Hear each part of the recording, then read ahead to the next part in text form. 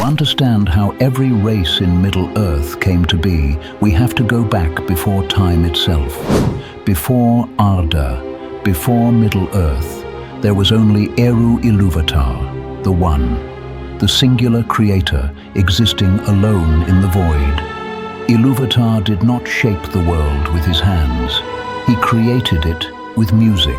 From his thought, he brought forth powerful spiritual beings known as the Ainur. These beings were taught themes of music, and when they sang together, their harmony formed a great vision. The blueprint of the universe. That vision would become Arda, the world where Middle-earth exists. Among the Ainur were two great orders. The most powerful became the Valar, guardians of the world itself, each bound to an aspect of creation. Manwë ruled the winds and skies. Ulmo governed the seas. Aula shaped stone, metal, and craft. Yavanna tended all growing things. Beneath them were the Maiar, lesser spirits, but still angelic beings of immense power. They would serve the Valar and later walk among the peoples of Middle-earth. From this order came the first race we'll examine, the Wizards. The Istari, known as the Wizards, were not men at all, but Maya in mortal form. They were sent to Middle-earth in the Third Age, not to rule, but to guide. To prevent them from dominating the free peoples, they were bound to aging bodies and limited power. There were 5. Gandalf, originally Olorin, was the wisest, choosing humility, compassion, and trust in small folk. Saruman the White began as their leader, but fell to pride and corruption.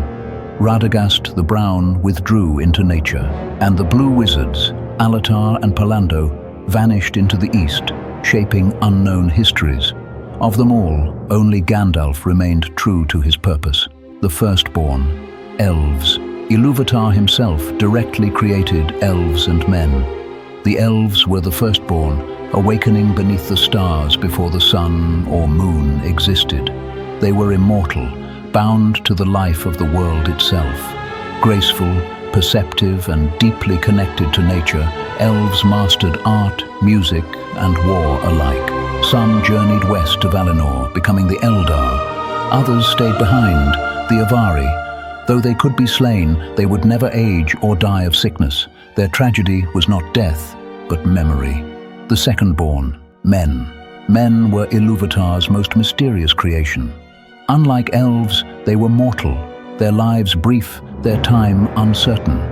Yet this mortality was called the gift of men. They alone were free from the world's fate. When they died, they left Arda entirely to a destiny known only to Ilúvatar. This freedom fueled ambition, greatness, and downfall. The mightiest of men were the Númenóreans, whose island kingdom rivaled the Valar themselves, until pride and fear of death destroyed them. Their survivors founded Gondor and Arnor. Other men followed different paths, the Rohirrim, the men of the east and south, some resisting evil, others falling beneath it. Hobbits. Hobbits were never fully explained by design. They were a quiet offshoot of men, choosing peace over power.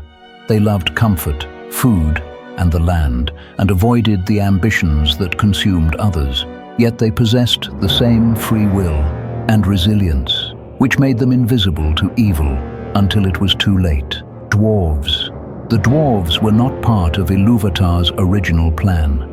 They were crafted by Aule, who grew impatient, waiting for the children of Ilúvatar. But Aule could not grant true life. When Ilúvatar discovered this, he showed mercy, breathing life into the dwarves and naming them his adopted children. They awoke after the elves.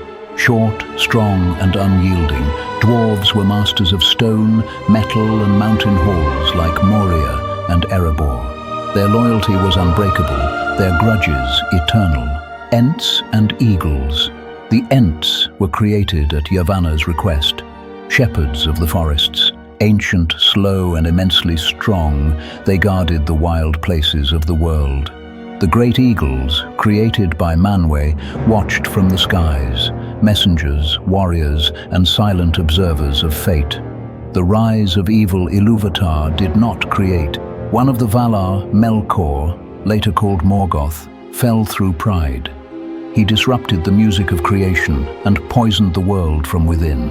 Unable to create life himself, Morgoth corrupted what already existed. Elves were twisted into Orcs. Maiar became Balrogs. Ents were warped into Trolls. Men were enslaved into the Nazgul. Dark creatures Orcs became brutal soldiers of hatred.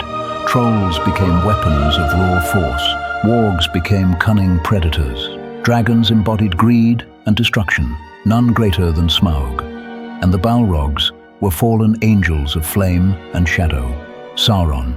At last, there was Sauron. Once a Maiar of order and craft, he became Morgoth's greatest servant, and later his successor. He sought control, perfection, and domination through power. The One Ring was his ultimate expression of that desire, and through it, the fate of Middle-earth would be decided.